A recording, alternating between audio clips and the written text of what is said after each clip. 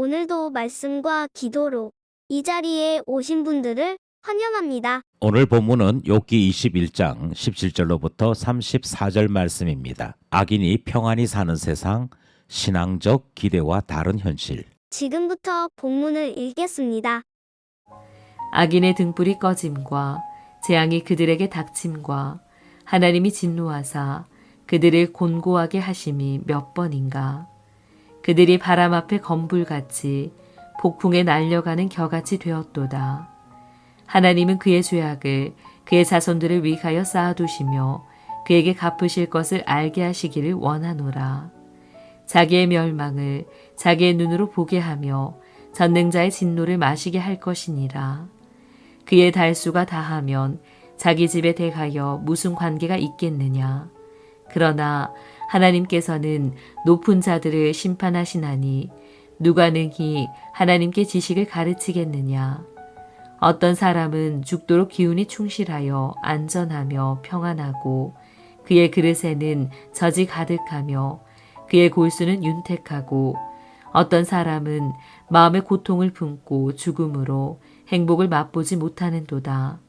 이 둘이 매 한 가지로 흙 속에 눕고 그들 위에 구더기가 덮이는구나.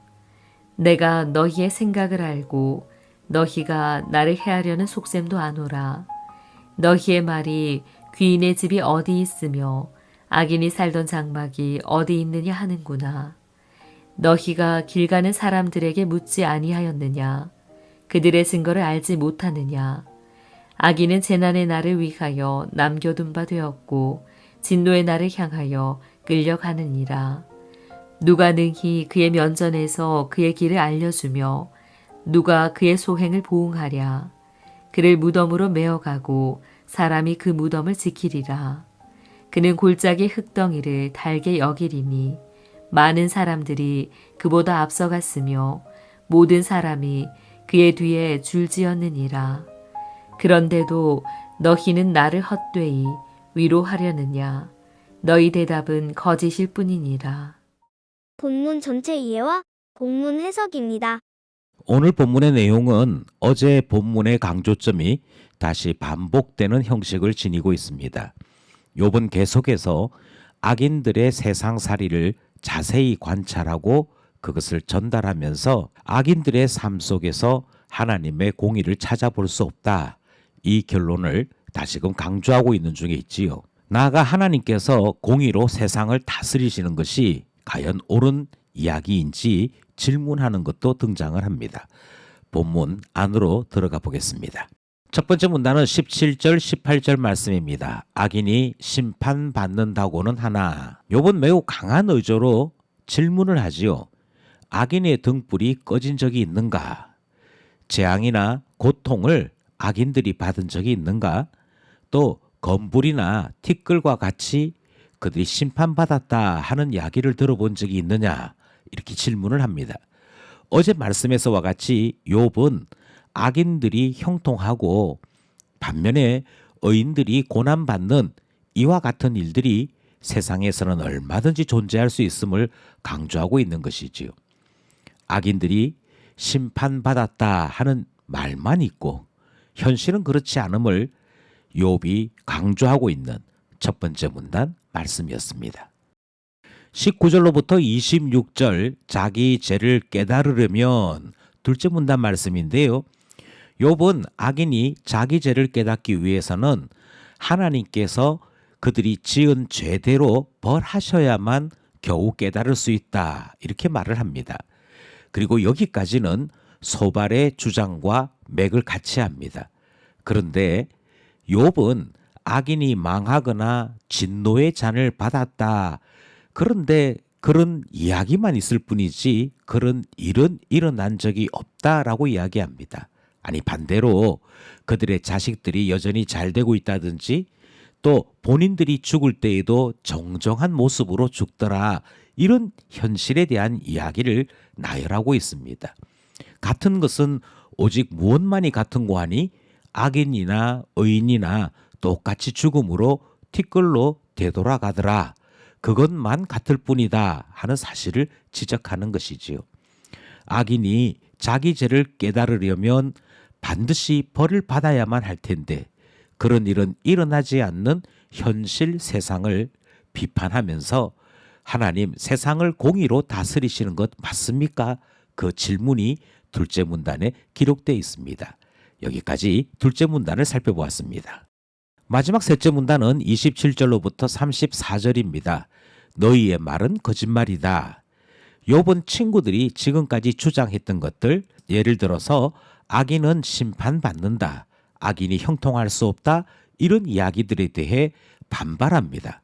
지나가는 사람들에게 물어보라 하는 말도 등장을 하지요.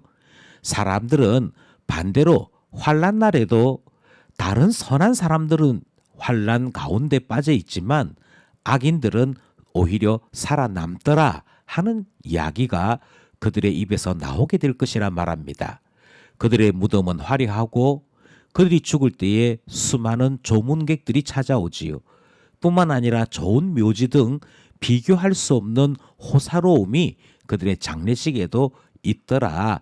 이 이야기를 하면서 왜 욥의 친구들이 욥을 속이려고 하느냐 하는 꾸짖음이 셋째 문단에는 포함되어 있습니다.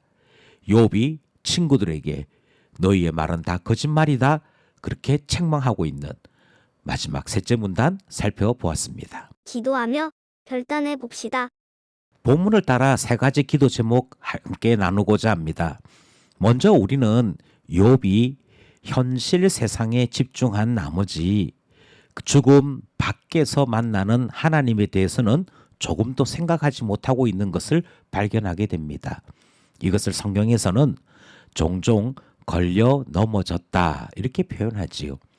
한쪽에 치우쳐서 전체를 보지 못하고 자기 생각 속에 빠져서 허탄하고 막막해지는 것, 그것이 걸려 넘어지는 일인데요. 하나님 앞에 기도하기는 성령께서 우리에게 지혜를 주심으로 걸려 넘어지지 않도록 인도해달라 기도하게 되는 것입니다. 둘째 기도 제목은 이 세상에서뿐만 아니라 하나님 앞에서 영원한 심판을 받는 일이 있음을 기억해야겠습니다. 아무리 악인들이 형통하게 살다가 화려하게 죽는다 할지라도 그것으로 끝이 아니다 하는 것을 기억해야 하는 것이고요. 하나님 앞에서 영원한 심판이 있음을 기억한다면 잠시 잠깐의 이 세상의 화려함에 넘어지는 일은 없을 것이기 때문입니다. 그러므로 기도하기를 이 세상이 아니라 하나님 앞에 있는 영원한 심판 항상 기억하게 해달라 기도하게 되는 것입니다. 마지막으로 겸손으로 세상 살게 하시고 혈기와 분노로 하나님 앞에 악을 저지르는 일이 없도록 우리 마음 지켜달라 기도해야겠습니다. 욥은 이 세상을 살고 간 많은 악인들 때문에 그 마음이 흔들리고 있는 중에 있습니다. 그들은 평안히 살았으나 영원한 심판 가운데 있을 것입니다. 그 사실을 기억한다면 분노할 일도 혈기를 나타낼 일도 없지 않겠습니까? 하나님께서 이 사실을 우리 가운데 항상 깨닫게 하심으로 우리의 마음이 주 안에서 평안 누릴 수 있기를 바라는 것이지요. 오늘도 우리의 소망이신 주님을 생각함으로 주 안에 살아가는 하나님의 사람 되기를 간절히 소원합니다.